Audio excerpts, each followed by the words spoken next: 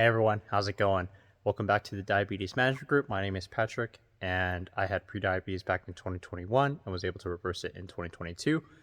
And for today's topic, I wanted to share something that just happened right now. Currently, there is a blackout that went across the entire campus at the school that I work at as a building manager for. And I just wanted to share some thoughts of things that I'm learning from this experience and hopefully some tips to support you if you have prediabetes or type 2 diabetes in a situation where an emergency like this happens. So, things to expect. First thing that I learned is your blood glucose levels when a blackout does occur. Generally, I'm not sure about you all, but for me, adrenaline tends to rise up, so you'll see an initial increase of your blood sugar levels.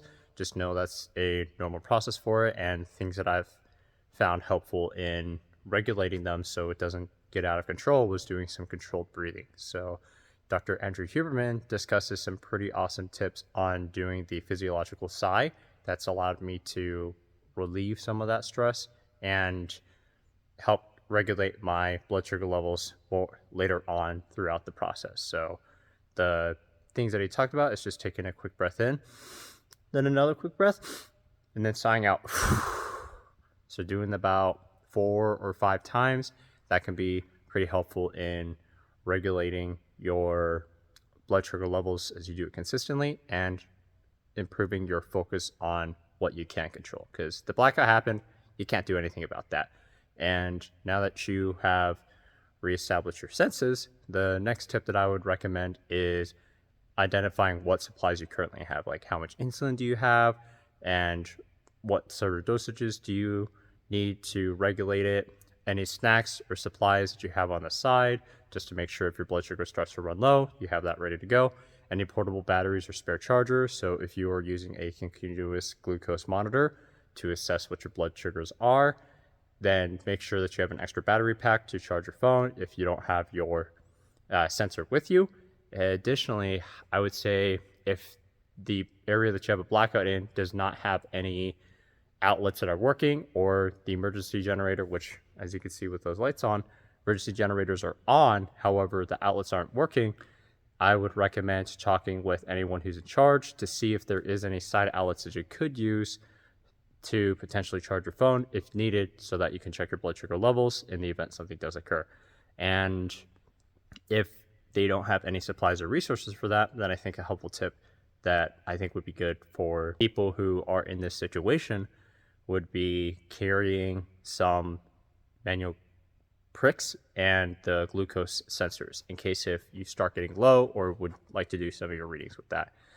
And then additionally, once you've rationed out what you need, then the next part is just making sure to see what other things you have available. Like is the cell towers on, or if they're kaput and there's nothing there, like who's out there, letting some supervisors or people who are in charge of the building know that you have diabetes in the event if you run out of emergency snacks. And sometimes they would have some emergency snacks lying around in their office somewhere that could be beneficial to support you.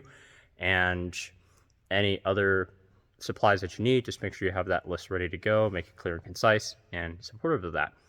If you are in a situation where the blackout is only occurring for your one building instead of the entire town, then a good thing to do is to ask any friends that are around to see if they have any power at their place, so that you can hang out at their place until power is restored back on in your area. But if it's the entire town and no one has any powers, then I'd recommend creating a emergency action plan if you have created one, to follow what steps you would need to take. So make sure you have your flashlights, any blankets, water, and any extra sugars that are lying around in case if you start seeing the dips in your blood sugars. And then the last thing that I learned from this situation that I want to share with you all is once you're in there, I found myself, once I practiced some of the controlled breathing techniques, focusing on what I can control, and if I were to put myself in the shoes of being further along the spectrum with type 2 diabetes and prediabetes, it's figuring out what I can control and how can I distract myself. So if I want to go for a walk, because my blood sugars are starting to run crazy, and despite doing the controlled breathing, my blood sugar is not coming down. Doing a quick brief walk can actually help calm down and re-regulate the system, or figuring out what things you can control by looking at the things you're able to control and focusing on those. That's been helpful in regulating my own stressors and figuring out how I can best support and serve other people. So when the blackout did occur, I was thinking to myself, okay, what can I learn from this situation to then serve others now that I have some spare time on my hands, because there's no Wi-Fi, there's no electricity that's around that I can possibly use, but I did have a spare battery charger, and I decided to utilize that to charge up my phone. And I thought of the idea of, oh, what best time to do this than to document what's going on with this situation and sharing some feedback on how it can serve other people. You can get pretty creative on the ideas once you take a step back and ask yourself some questions of like, what can I do to serve myself or others, or complete some of the tasks that's been on your to-do list but you haven't done for a while that can be done without Wi-Fi or internet. So I'm grateful some of my PowerPoint slides from school is stored in my computer so I can study that way, and I had some sheets of paper and some pens, and that's one of the ways that I can wait it out and weather through this situation until the power is back on and going through there. So anyways, thank you all so much for tuning in to this video. Please like this video if you found this pretty helpful. Subscribe if you haven't already. Click that notification bell for updates of our future videos and content. And we have an awesome private Facebook group that I'd love for you all to join.